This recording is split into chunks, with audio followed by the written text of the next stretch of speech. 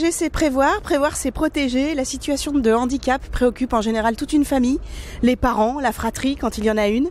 Pour protéger, il y a deux grands axes de réflexion récurrents. C'est protéger l'autonomie de prise de décision et protéger l'autonomie financière. L'autonomie de prise de décision, vous pourrez peut-être voir une petite vidéo dans un autre onglet de Maître Jams qui a développé les situations de mise sous protection. Classique, vous retrouverez aussi sous les onglets services publics, comment on peut protéger et encadrer et faire encadrer un proche qui a besoin d'être mis sous un régime d'incapacité.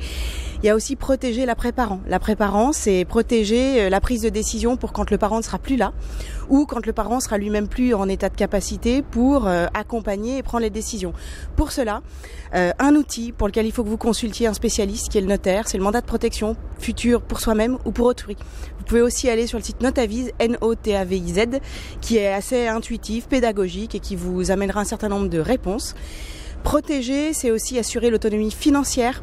Le premier poste, c'est l'autonomie financière des parents du proche atteint du syndrome de Prader-Willi, en vérifiant ce qu'il va se passer pour les situations de que va-t-il se passer premier décès, au décès du premier. Est-ce qu'il va y avoir une perte d'autonomie financière parce que une partie du patrimoine va bénéficier à l'un ou plusieurs enfants, et de là une perte de contrôle, et envisager d'échanger avec votre professionnel, quel notaire, dynamique changement de régime, aménagement, donation entre époux. Autre dynamique, c'est bien sûr protéger la personne qui est atteinte du syndrome et aménager son train de vie. Alors on pense tout de suite la lotir, autrement dit lui donner plus, savoir que légalement on ne peut pas tout donner. Quand il y a d'autres enfants, il y a le mécanisme en France de la réserve héréditaire, de la quotité disponible, autrement dit on ne peut pas déshériter un de ses enfants. En l'occurrence, il y a également un autre frein qui est celui de la récupération des aides sociales. Donc il y a une multiplicité d'aides sociales et dont on peut perdre le bénéfice ou on va restreindre l'application quand les revenus augmentent, et la récupération qui sera de toute façon effectuée pour certaines aides au moment du décès de l'adulte handicapé. Et paradoxe, l'administration fiscale accorde un certain nombre d'avantages quand on allotit, quand on donne à son enfant atteint de handicap.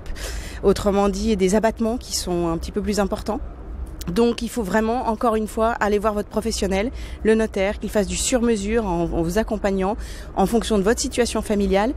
Et dans un premier temps, je vous invite à aller sur le site Notaviz, Notaviz, qui est un bon outil de première approche de toutes ces notions techniques et problématiques autour de votre préoccupation centrale qui est la protection de votre famille autour de cette situation de handicap. Merci.